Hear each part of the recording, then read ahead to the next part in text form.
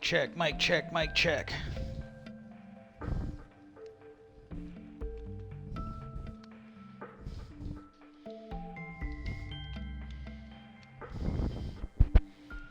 Mic check, mic check, mic check.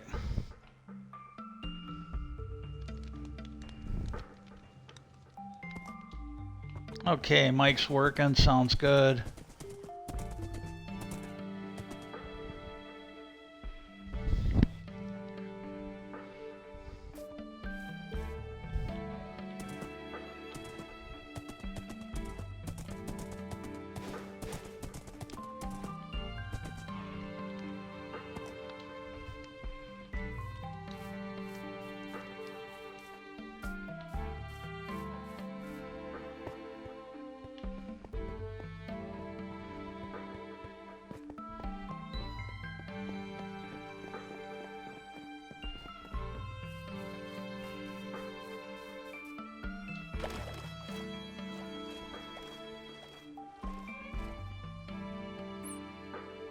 Okay, we're at 47.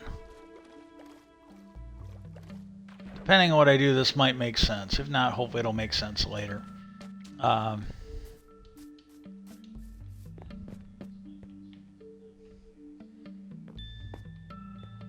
Okay, negative 222.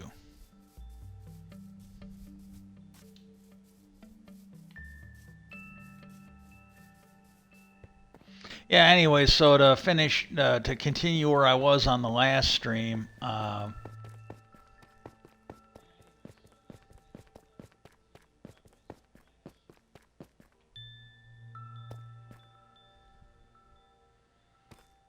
okay, 47.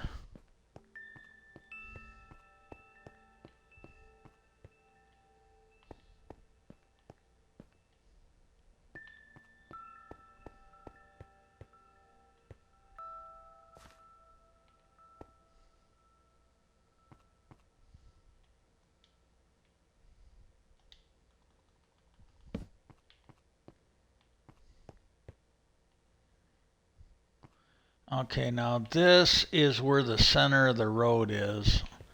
I'm gonna go get some more charcoal.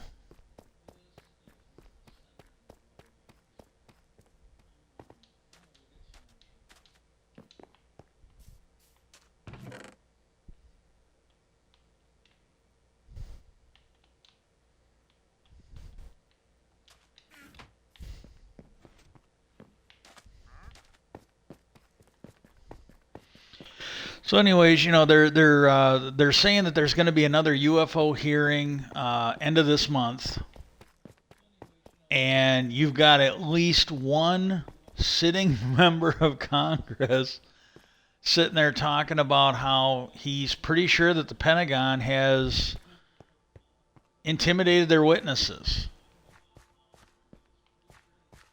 I would say that's pretty big. Okay, what I'm going to do... Yeah, I'm going to go down one more.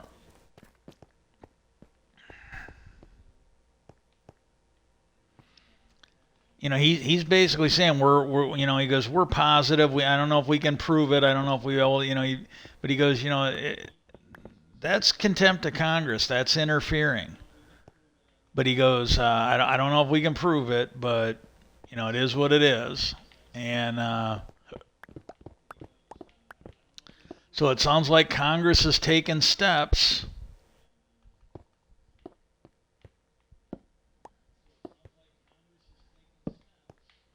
The thing I wonder is like, and I really don't know because I've been kind of like, well, man, some of these Republicans seem just fucking gung-ho. And I'm wondering if they are trying to make a big deal because they know, I think they know that they're being lied to. Well, I'm wondering if they're going to try and turn this into a reason to impeach Biden. That's what I'm worried about.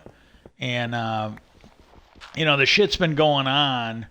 The shit's been going on since like World War II, and you want to blame the guy that's currently in charge. You know, not George H.W. Bush, not Reagan, not George, you know, who are all there. You know, and there's more of an indication that the Republican presidents maybe have been kept a little more in the loop because, like, H.W. Bush had been a CIA director, and he was asked the one time. He's like, "Well, do you know about UFOs?" And he said, "I know some." He goes, "I know a lot."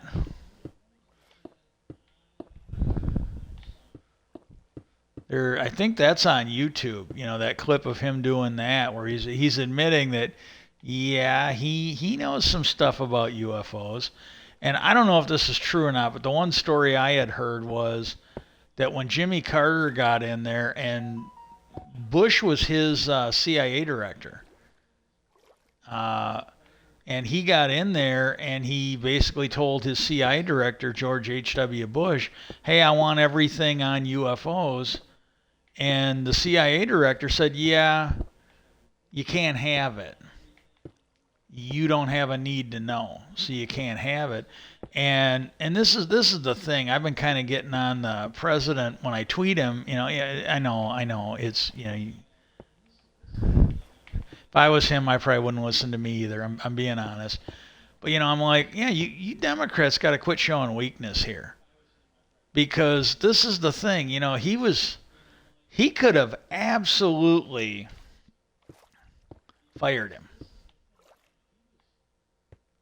You know, he absolutely could have fired him. He should have been like, "Hey, I ordered you to give me this. You didn't. You're fired.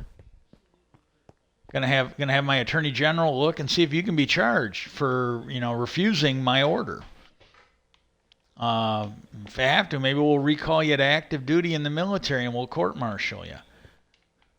Oh, you don't like that? Well, then why don't you fucking do what I'm telling you? Have all that shit on my desk by the end of the week. And I don't know. I literally don't know.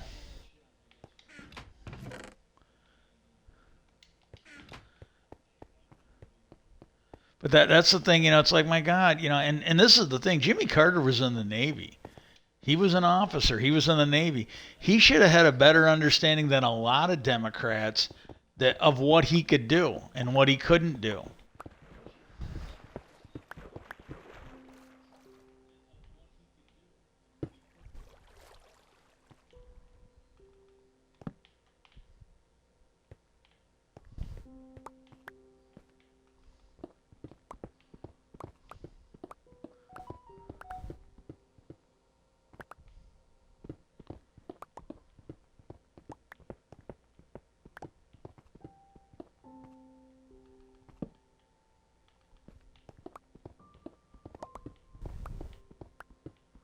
Yeah, the cats are coming in here every now and then. They're not. I don't think they're visible to you guys, but they're down here around the desk.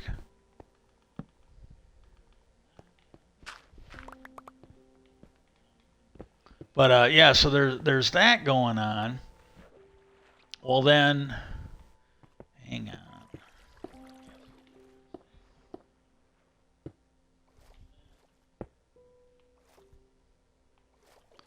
I was trying to avoid this. I'm missing a lot of it.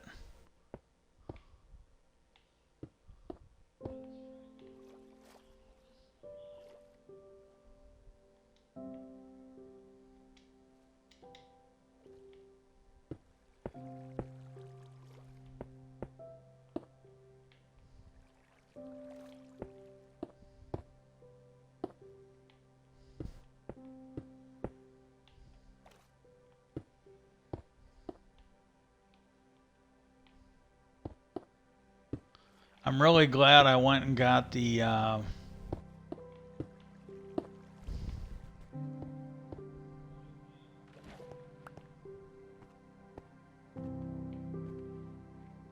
little turtle helmet thing here, so I can, when I go under the water, I got a lot more time that I can breathe.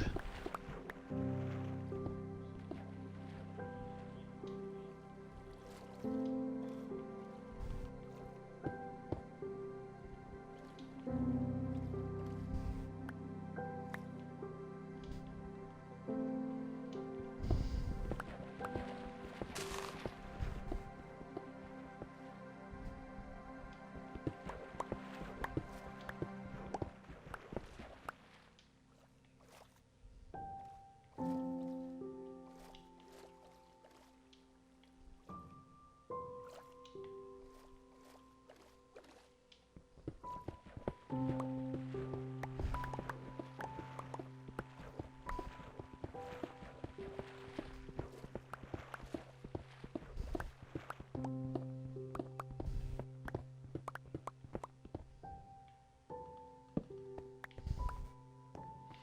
want to go back and make sure I got this right.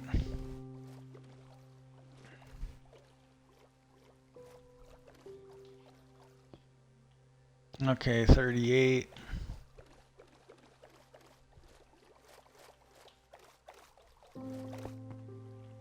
Yeah.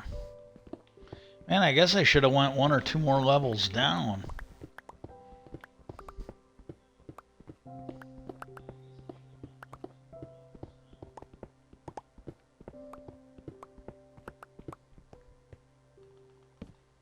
Yeah, so there's that going on. That's actually fucking huge. That's just huge. And then the other thing that was interesting is Senator Chuck Schumer, who's the majority leader in the Senate. He is claiming that he is going to put a bill to declassify UFO stuff on up for a vote. So I do not know, but I can tell you for a fact, I've been kind of following even the modern day stuff. I've been following as much as I can, and I could do a better job if I was healthier. But when Senator Gillibrand, and this would have been either last year or the year before, when Senator Gillibrand first started talking about forcing the government to start fessing up about this stuff, the Pentagon's like, oh, because they were gonna create a UFO task force in Congress, and they were gonna staff it. It would report to Congress, and they would have like full authority to like get to the bottom of this. Well, as soon as she did that, she just even talked about it. She hadn't even passed it. The Pentagon came forward and said, oh. Well, you don't need to do that. We'll do one. Just give us the funding for it and all that. Well, this was a thing, and I think I might have talked about this on before. I found this so funny because usually you don't hear people talking like this until until they're out of office. He's probably gonna get primaried by the he's probably gonna get primaried by the military industrial complex in whatever district he is in the House. But he basically said, somebody was talking. They go, well, the Pentagon said that they'd be willing to take a look at this and get to the bottom of the answers of this for you. And he was telling that reporter, he goes, yeah, he goes, it's something along the lines of, well, yeah, they can see the polling on how popular this is, and he goes, they smell money.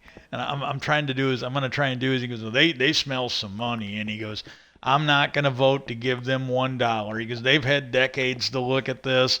They don't need any more time to look at it. They just need to fucking hand that stuff over because they need to declassify it and just make it publicly available to the public, to the voters, and to us. And that was new because, like I said, I had heard that quote from Tim Burkett or whatever. I told you his name in the other one, and I can't remember what it is. I had to look it up. I actually think he's been like really cool on this subject. Win, lose, or draw. I think he has been making some noise on this, and I honestly, even though he's a Republican, it's like that one guy. I think it's Mike Gallagher. He's another one in the House. I think he's a Republican too. Now, if he's a Republican, and I'm not 100% sure on that, but I think he's a Republican. But I think he's from my state, and he.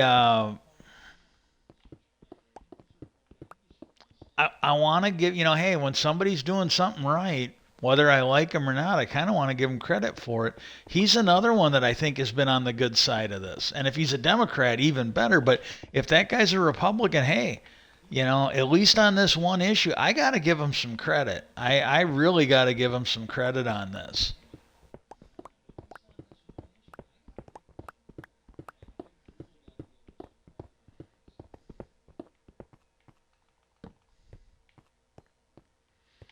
Okay, let's go ahead.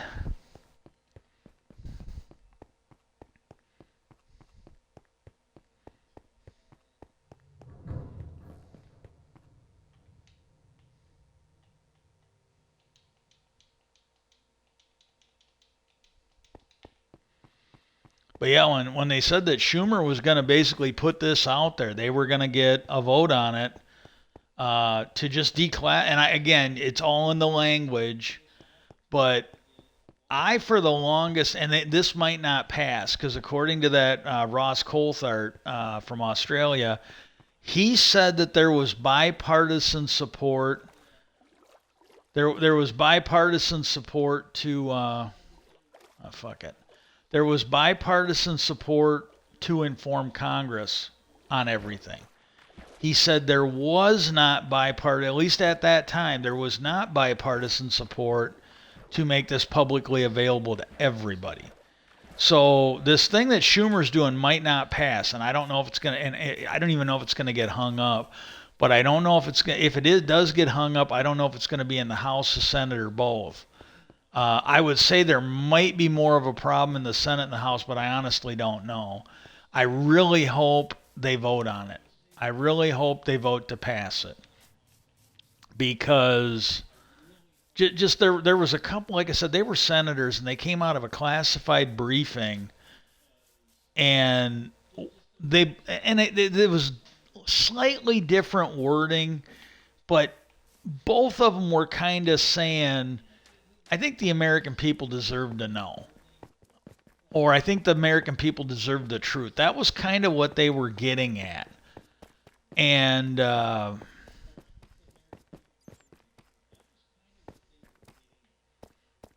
go back. Here we go.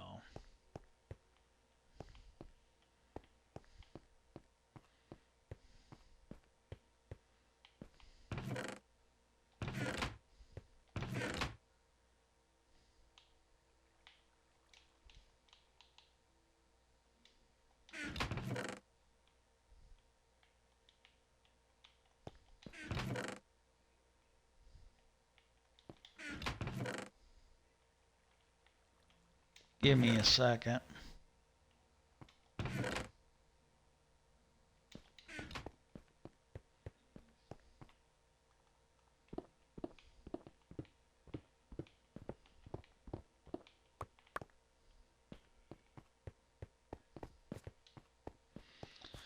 So we got some big things happening, but like just that comment where he's like, yeah, we're gonna kind of keep the people we're bringing in kind of close to the vest. We're positive. You know, you might not be able to prove it, but we're positive they've intimidated our witnesses before, and we don't want to give them the opportunity to do that. See that one language that Ross Coulthart was talking about, and this I thought was pretty huge if it passes. But there is and this might actually be why Schumer is doing it.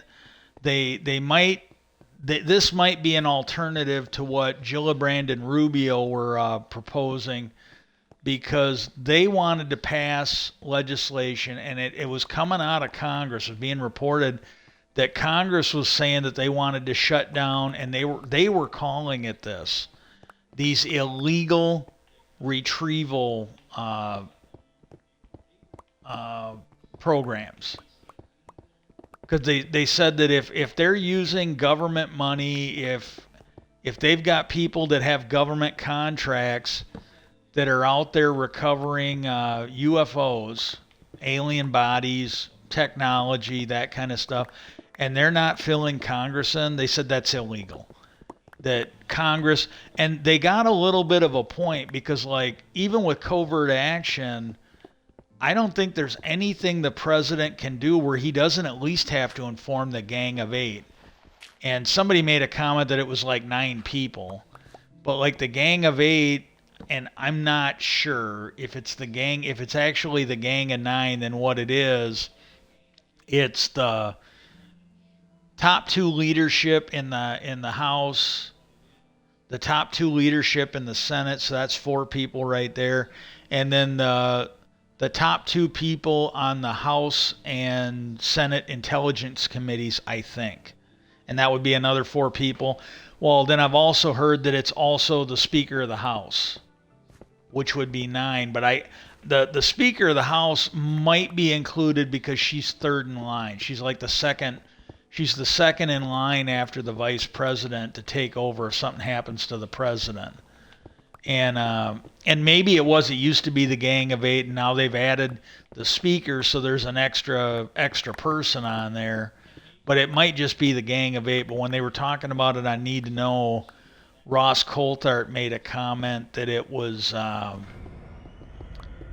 people. I don't know anything about that.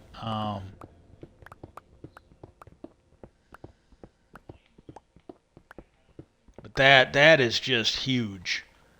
So I don't know. I absolutely don't know, but it's just I think it's really cool.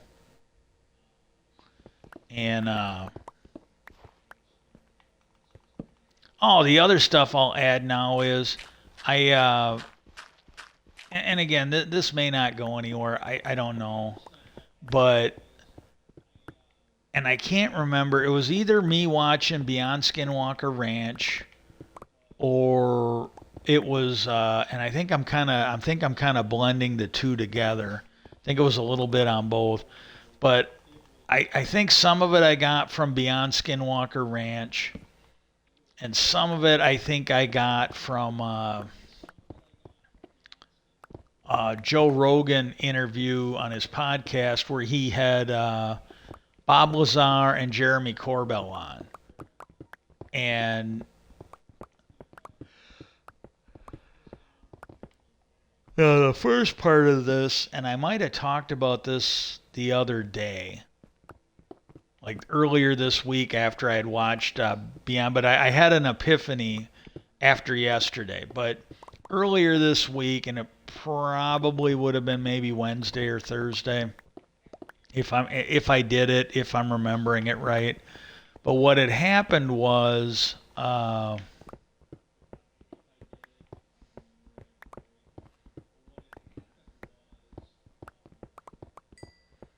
the they had talked about this money that had been appropriated so the government could buy Bradshaw Ranch or something like that. It's the only one. It's the only place that they've done like 2 episodes on Beyond Skinwalker.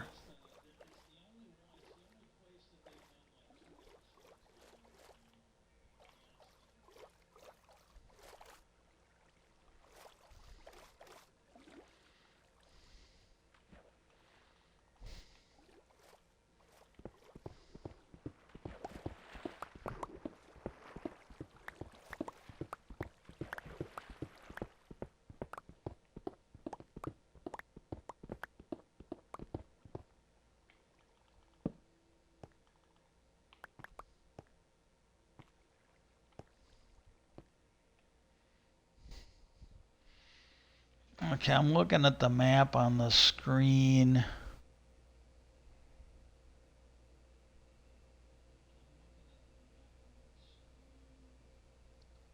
I I can't tell by the map where the road is.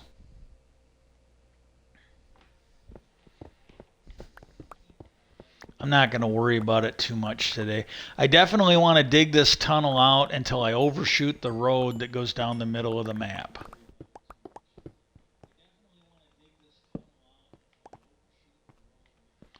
Okay.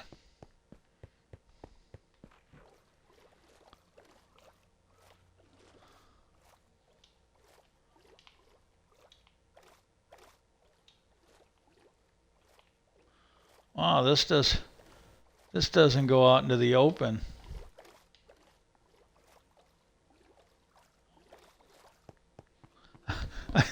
That must be under the mountain or something like that.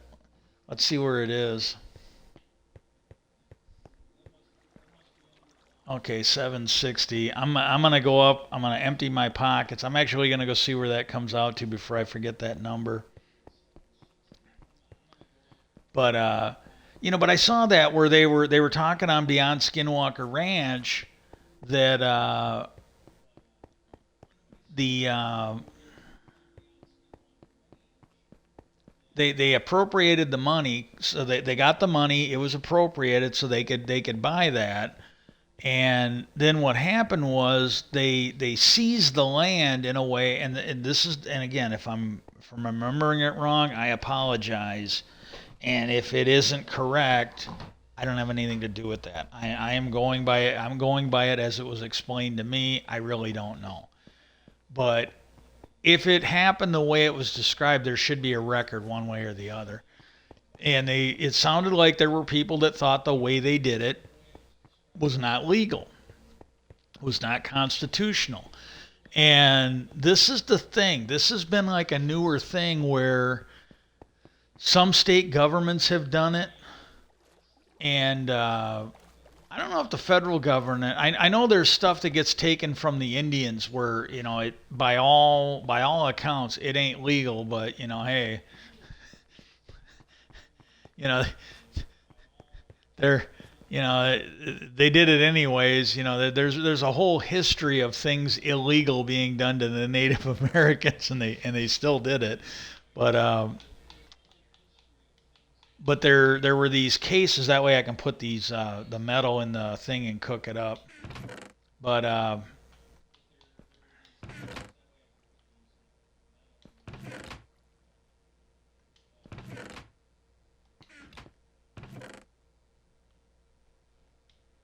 yeah. And the way it was explained, again, if I'm understanding it right, and that's in, with the last couple days, I haven't been all that good. It's entirely possible I'm not. I really don't know. But if I'm understanding it right, what had happened was they had congressional hearings on it. And I don't know if it was state hearings or the federal hearings in D.C. But what happened was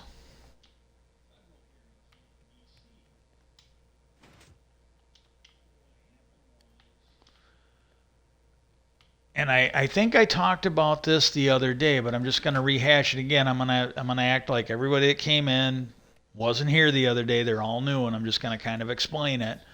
But they had representatives from the military because it sounds like the military was the ones doing it. And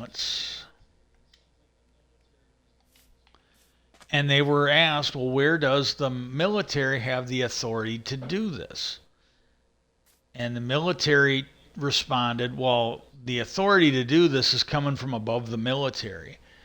And it was a senator. I don't know if it was a U.S. senator, if it was a state senator, but they said, well, what authority is higher than the Constitution? Because the Constitution, they were kind of implying that the Constitution says you can't do this. And again, this is the part I find troubling, if it's true, and I don't know that it is. Uh,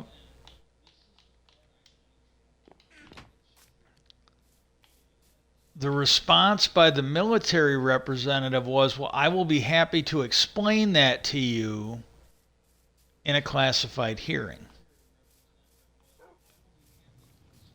And I want to kind of go off in a related area. Now, there was a movie. It was basically based on the autobiography of Harry Truman, but it was a movie. 760, I think, is where it went to. And I'm not entirely sure about this part. This part I'm sort of remembering it, but it might be wrong.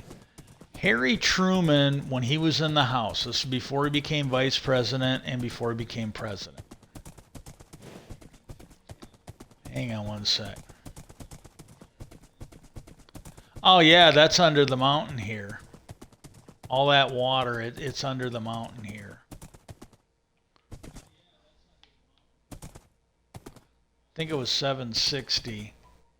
So it's right in here. That's where I was. I was underneath this.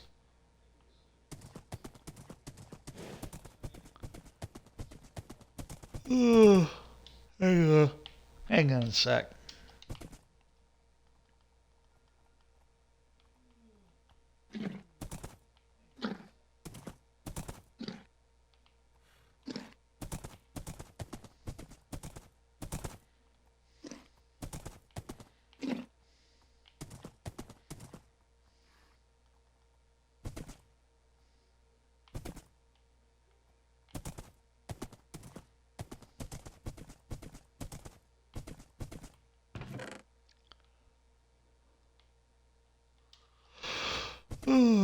Excuse me. Yeah, I might quit. I've had a good day, but I'm getting tired, so I might get off in a little bit. I'm almost done with what I wanted to talk about, anyways. And I was gonna, I might keep going, might not. Okay, 9:40. And but when I watched this thing, and it was on Harry Truman's life, it was like Harry Truman from before. I think it covered him when he was in the military up until he ended up in Congress, and then in the executive branch. And I think it covered him after he left the presidency. You got to understand, like back then, presidents didn't get a pension. All he got was his military pension. They didn't have Secret Service. Secret Service didn't come out until after the Kennedy assassination. There was a kind of retired cop who took it upon himself. It was kind of volunteer work. There was a retired cop who kind of took it upon himself to protect Harry Truman. And I think there was Secret Service for the sitting president, but there wasn't any for the former presidents. Because like there was a retired cop who kind of took it upon himself to look out for Truman afterwards. And after Kennedy got shot, then they figured out like, oh well, hey, maybe we're gonna have to look after the former ones too. And I guess the Secret Service showed up. They saw that retired cop there sitting in with the Trumans, and they go, well, who's this guy? And he's like, well, he's been kind of looking out for us. And I guess they were kind of rude, and they're like, well, he can go, he's not needed anymore. And I guess his comment, well, who the hell are these people? Because he didn't know who they were. And that was back in the day, Missouri. I'm not sure they would have left. There might have been a problem. They might have had to arrest that guy. But, even then, they didn't necessarily trust the government all that much. And maybe. I don't know. But I think when he was in the House, he had these hearings. And he looked into like waste, fraud, and abuse in the military suppliers, the military industrial complex, as Ike would later call them. But he looked into it, and when he found things they were doing wrong, he made a big deal out of it, and he got it fixed. And there was a part in there where when he basically came to be vice president, General Marshall, who had been, I think, on the Joint Chiefs of Staff during World War II, he told Truman, he goes, those hearings you had, they were worth a couple battalions to me, because he got rid of the waste, fraud, and the abuse. And General Marshall, he noticed it. He noticed it. It was something that was useful to him, and he wanted to thank Truman for it. Another thing, during World War II, you had the German, the English. They had what they called field marshals. These were your 5-star generals. The only reason why we do not have field marshals is because General Marshall, who I believe was head of the Joint Chiefs, he refused to set it up so he could be called Field Marshal Marshall. That is my understanding is that is the only reason why we do not have 5-star field marshals like even Germany, but like even some of our allies had. That we did not adopt that because Marshall did not want to be called Field Marshal Marshall. I think that's pretty childish.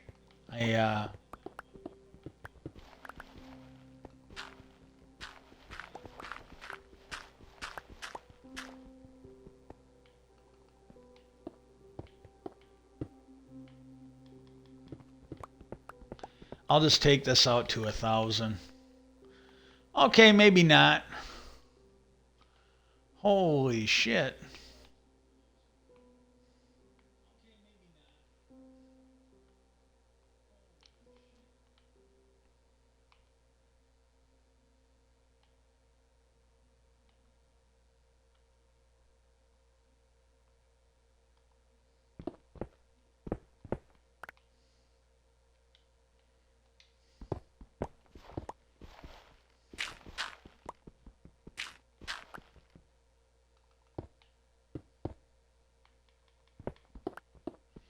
Well, anyway, so you had that. Well, if I'm remembering right, and I'm not 100% sure, so this is one of those things you definitely should not trust me on this. If it's something you care, if you don't care about it, you don't have to worry about it one way or the other. But if you do care about it, this is something you should look up. But my understanding is Harry Truman, when he was in the House before he was vice president, he he got involved in something where he was kind of skirting around the edge of the Manhattan Project or some other secret war project that was going on. I think he might have been sniffing around the money or something like that. It wasn't necessarily waste, fraud, or abuse, but I think there was money disappearing and he was trying to get to the bottom. And I might be wrong, but I think he got strong armed when he was in the House of Representatives. Military came in and strong armed him. This will make sense in a minute. Just bear with me, okay? When he became vice president, I'm positive of this. This is what was in the show. Now, if they're not true, if they're exaggerating it, well then there's nothing I can do about that. But this was in the show where they were talking about it, and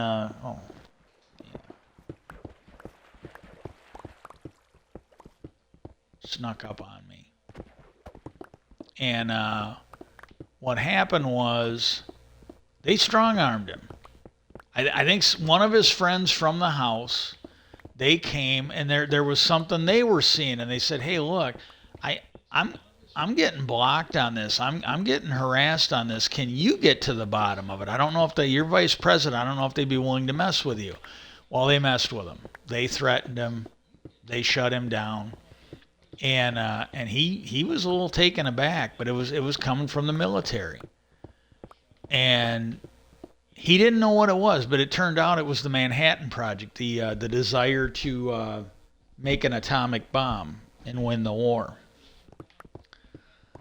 And the reason I believe it is because then what happened is when he became president, I don't know if the guy was from the CIA or from the military.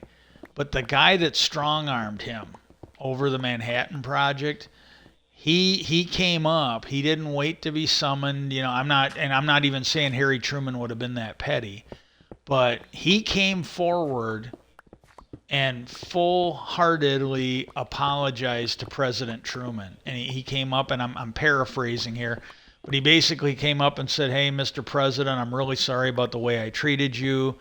I completely understand if you can't forgive me." It was along these lines. "I completely understand if you can't forgive me. Just understand I had, I basically," and I think Truman cut him off. He said, "Look, he goes, I'm not happy about it. I don't think it was right, but let's just put it down to you doing your job and let's move on and move forward with it." And the guy said, "Thank you, Mr. President." It was along those lines. And I'm going to go ahead and empty and come back. And so there's that. There's evidence there, and I believe it. You don't have to. You can go ahead and look into this. Maybe it was wrong. Hollywood does some questionable stuff when it comes to history, especially important history. But that's what was presented to me, and it was a movie. It wasn't a documentary. It wasn't a history class. So maybe they got it wrong. But that I'm kind of taking them at their word on that.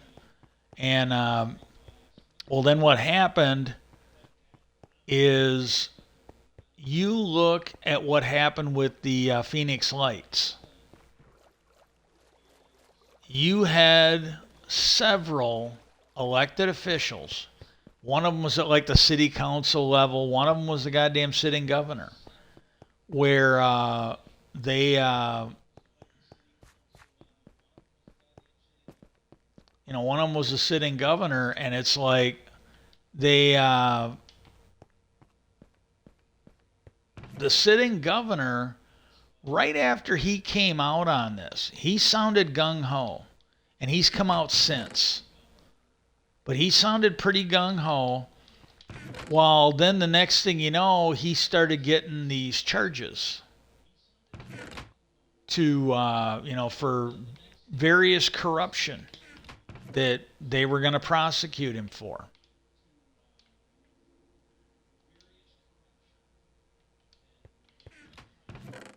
And there was this councilwoman. She got reached out. Her constituents. This wasn't some Jewish space laser rant like Marjorie Taylor Greene or some of the shit coming out of the Republicans. The only reason she was doing this is because her constituents got a hold of her. And they said, hey, we want some answers. What can you tell us about this? And so she looked into it. Well, she ended up getting voted out. It sounded like she was the only one serious on it. And the governor was reaching out to military. He was reaching out to the FAA. And they were not giving him anything. They were basically keeping him in the dark. And then, like I said, these charges came out where they were, they had these charges against him. And I gotta be honest with you, and this is just my opinion. I don't really have any fact, but this is my opinion. And I kind of viewed it a little differently back then, but now in the light of what we got now, it really looked like the Bill Barr and Attorney General Garland treatment of the Trump administration, and this guy was a Republican, if I'm not mistaken. Where if this stuff was real, they knew about it. There was nothing new about any of these charges, so it really seemed like they had no intention of prosecuting him until he crossed them. And then bam, they were just dumping everything on his ass.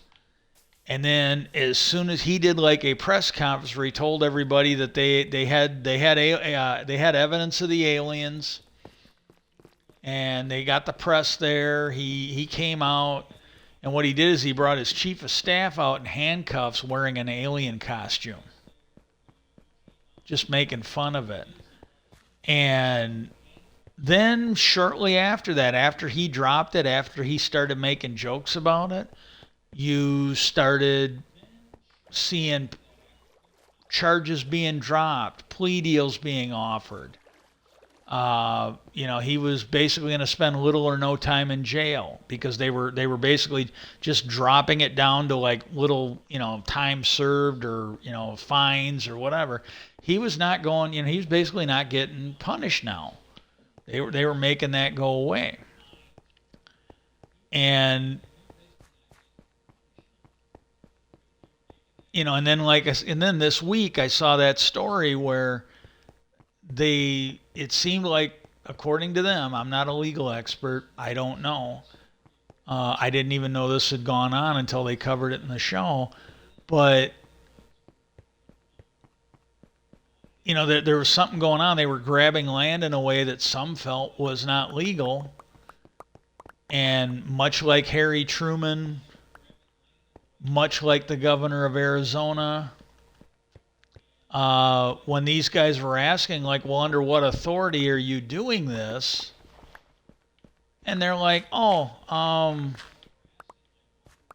it's not us. It's coming from a higher authority than the military. Well, okay, well then I got to ask you this: the Constitution's, and again, I'm paraphrasing on this, but they were kind of implying, well, the Constitution says you can't do it. So what higher authority do you have than the Constitution? And the guy goes, I'll be happy to tell you that during a closed hearing. And to me, and again, I'm not trying to bash anybody because I might not have thought of it then. I'm sitting here calmly I'm playing video games. But, to me, the guy should have basically said, hey, look, if this is something legal that you can do, you will tell us in this open hearing, or you will let us know that you're going to go back and you're going to stop this illegal action. Not only do we need to know, but the American people need to know. You have to tell us how you have the authority to do it. And that's where I was kind of reaching out to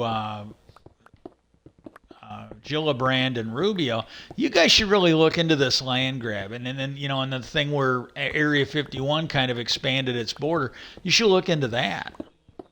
Because this stuff that they're trying to get to the bottom of with UAPs, if they look into those land grabs, they might shed a light on it. They might find something. They might get some information that's useful to them.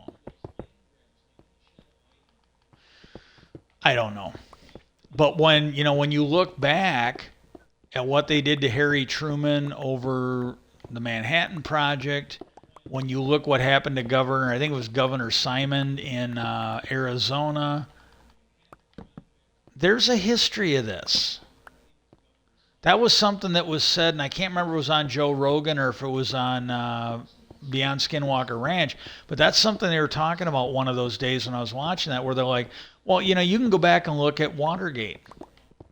And he goes, we've had it in here where we've had extrajudicial branches of government. We've had, governments doing things that were outside the law, and, it looks like it's still going on. So I don't know. I literally don't know. But I did. I kind of reached out to him. I'm like, yeah, this is something you guys should look into because you might dig up something. You might absolutely dig up something.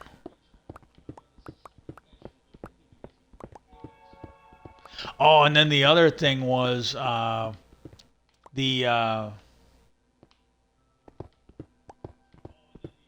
think I've done this twice. One of them was when CNN was covering it, and then Brian Tyler Cohen covered it, and it was on Threads.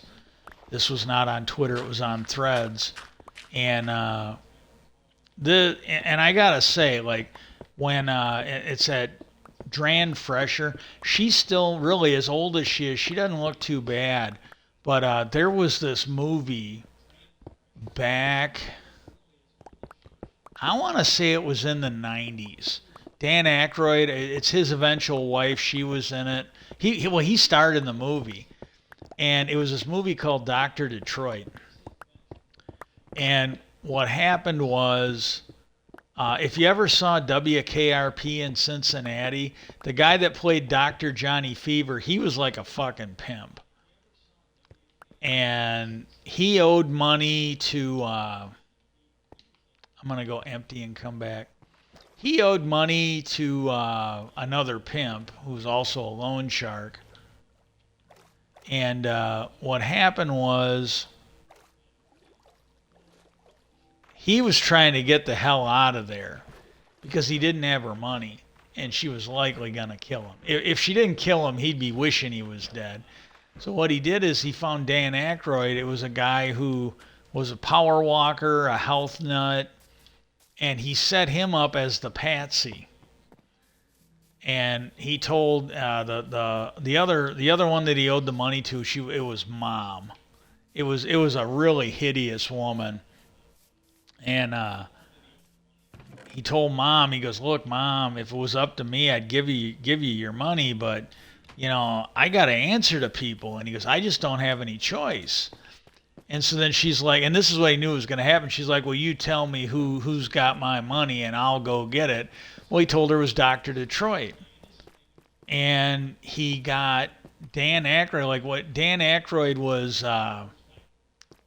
they got him, they wined him, they dined him. He hung out with the girls.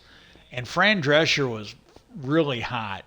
She's not that hot anymore, but she was really, really smoking hot back then. And, what happened was, I don't know. I think they really kind of left it up to your imagination, but they kind of implied that he had sex with pretty much all the girls, and all he told them was, hey, this guy's helping us out. I need to show him a good time. They had this really hot Asian girl. There was Fran Drescher. There was Dan Aykroyd. I don't know if they were married then, but it was Dan Aykroyd's eventual wife, and.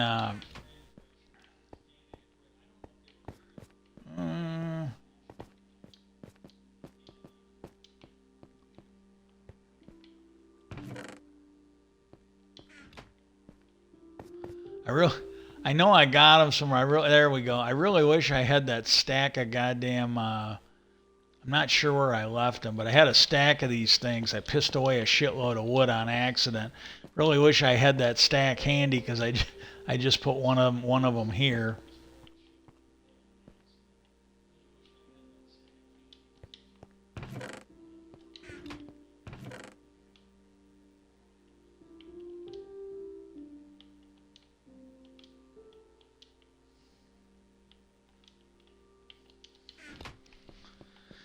And so what happened was then he skipped town. As soon as he set Dr. Detroit up, well, Dan Aykroyd went through this whole thing. But yeah, Fran Drescher, and she wasn't too bad when she did The Nanny. But you go back to Dr. Detroit, she was hot as shit. She was one of the more, she was one, maybe not the most attractive one in there. They tried to portray her as it, but she was one of the most attractive ones on that movie. I would say Dan Aykroyd's wife was hotter. That Asian one was just hot as shit too. But it was good. It was really, really good. But I saw that they were reporting that the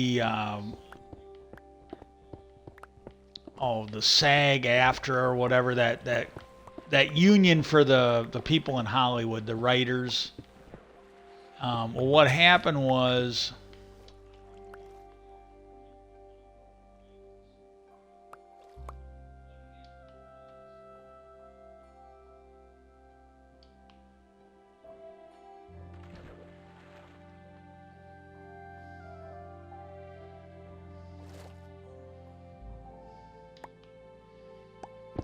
that the writers had gone out on strike. Well, they had met a deadline, and because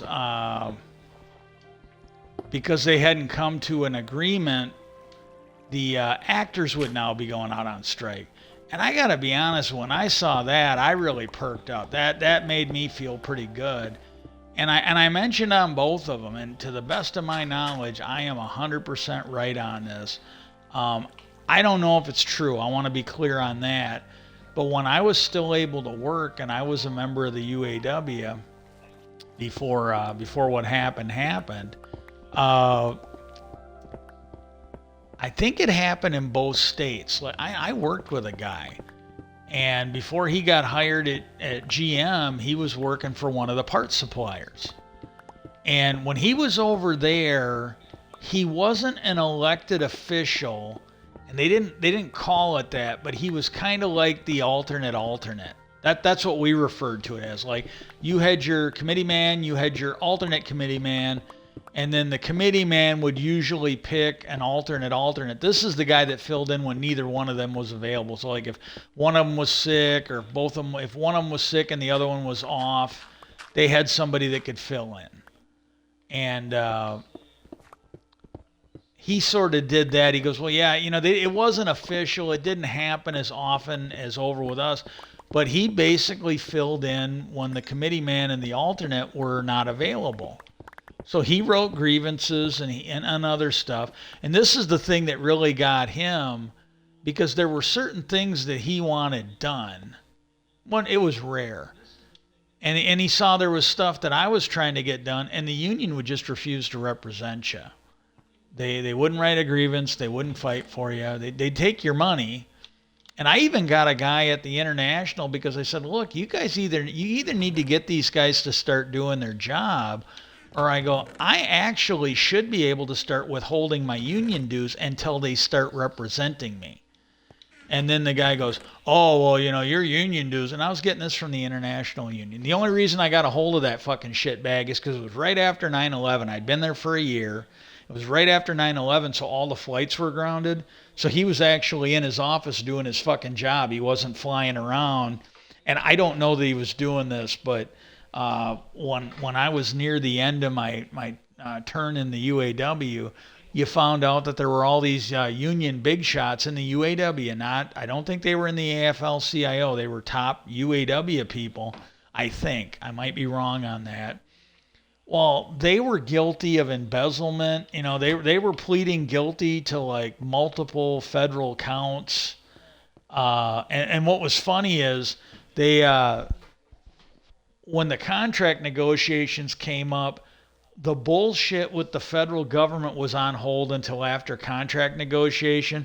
So they took UAW out on strike. That was probably the best effort by the UAW leadership to fucking negotiate a contract, because everything they did just pushed that back. They had more time to fucking figure out what they were going to do, give their lawyers time to line up their ducks.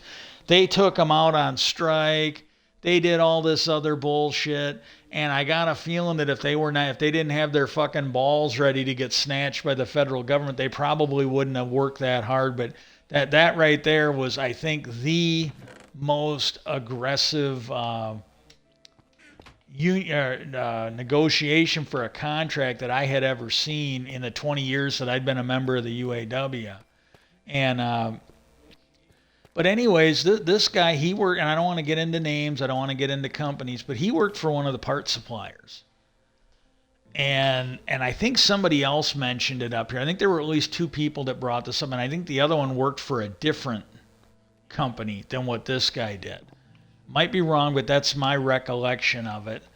And what happened was, both of these guys claimed that they were flat out told by the UAW that they would not let them strike. End of discussion. They both of them were told, hey, if you guys go on strike, you're going to shut GM down because they won't have the parts. And he goes, we're just not going to do it. GM's bigger. We're not going to let you take them out and hurt them so you can try and get something.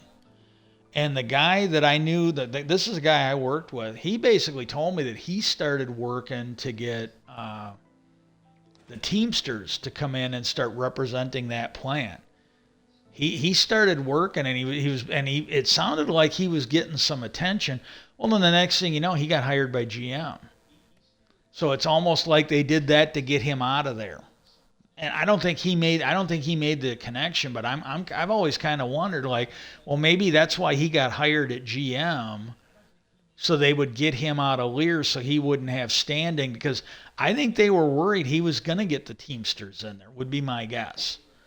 And this is the thing, and this, I believe, happened down in Indiana. That I think there was at least one or two people, but I think everybody I talked to about this down there who claimed this, and I don't know. And these were people I didn't know that well, but they basically said the same thing. They go, well, yeah, they let us know they're not going to let us put GM out of work, so they won't let us strike. Doesn't matter what it is, they won't let us strike. Well, to me, this is there's certain ethical rules, and they're probably there. They're just not being enforced. But I know with lawyers, there are very specific ethics rules that are in place, and it's to prevent shit like this. It's there to prevent you from having two different clients and not being able to represent both of them fully. And I made the comment on CNN. I go, well, yeah, this is what I was told. That, they were, I was told, that they were not going to let a strike go on that would impact, the big three, because they were part suppliers. If they went under, then, they were going to shut down one of the big three or something along those lines. And they were flat out told, you can't strike because of that. And Brian Taylor Cohen, he made a thing, and I told Bolton, I go, I'm really glad to see this. I go, I am absolutely glad to see this. And I mentioned, what I had heard back then, and I go, lawyers have like ethical rules in place for this very thing. And I go, I am really glad to see that this union is representing everybody. They're not telling the writers, like what I had heard. They're not telling the writers like, well, hey, we can't let you go on strike because you'd put the TV actors out of work, or you'd put the movie actors out of work. And I go, this makes me feel really good to see this. And I go, if the stories I heard were true, and I go, I believe they were, then I go, sounds like some of these unions need ethical rules, kind of like the lawyers have, so that, they.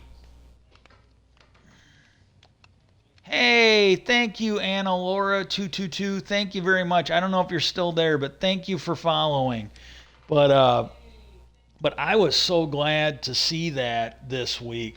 That really kind of pumped me up. And then what I'm gonna do is I'm getting tired, and right now I'm having a good stream. I don't want to start to fade a little more with my health issues and start to fucking babble on. I think I've maintained a subject. I've had a really good stream. Got a new follower. So it's been a positive day all the way around. I want to thank everybody. I hope you guys have a great day. And I am starting to get caught up on getting these onto YouTube. And over the weekend, I think it's the ones that I've done for the last week or two. I will work on starting to get those uploaded. But the last batch that I uploaded to YouTube, I got there. So please, AFKC Lag City. Links are on here for you on my Twitter channel. Please go there, smash that follow button or that subscribe button, the free one, and like some of the videos, leave some comments. Thank you very much, and I hope everybody has a great day.